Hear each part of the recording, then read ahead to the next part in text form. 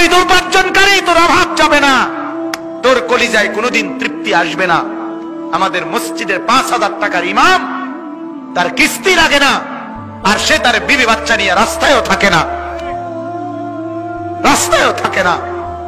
5,000 টাকার মসজিদের ইমাম সাহেবের বেতন নিয়েই মালিকের 30 দিনের 1 মাস ইজ্জতের সাথে, পর্দার সাথে, হালালের মাধ্যমে তার জিন্দেগি কাটায়া দেয়।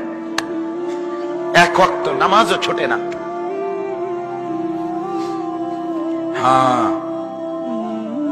এজন্য আমার বাপ এটা ফিকির করেন, নিজেদের ছেলে, নিজেদের মেয়ে,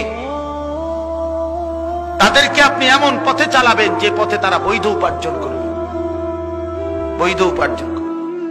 আমার এই বয়স আজ 15 বছর হয়, 15 বছর আমার আল্লাহ পাকের শুকর, মালিকের দয়ায়, আল্লাহর কথা, এই ওয়াজ মাহফিলে কিছু বলার তৌফিক আল্লাহ দিয়েছেন। আজ 15 বছর চলে।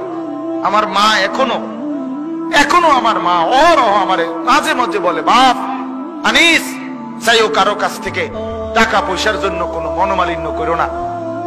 এই কথা আজও বলে। ছোট্টবেলার থেকে যে বুঝ নিয়ে বড় হয়েছি, আজও সেই বুঝ নিয়েই আছি।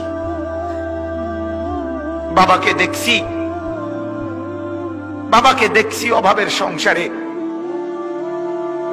27 দিন তারাবির নামাজ যেদিন শেষ হয়েছে, তারপর দিন একটা পাঞ্জাবির কাপড় কিনে দিছে আমারে।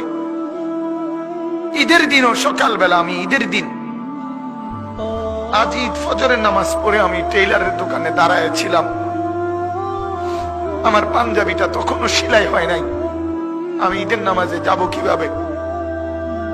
আমি সেই অভাবের সংসারে বড় হয়েছি। তারপরও কোনদিন বাপ অবৈধ রোজগারের পিছনে যায় না। এক মসজিদের ইমামতি করছে 43 বছর। আব্বা এক মসজিদে নামাজ পড়াইছে, এক মসজিদ।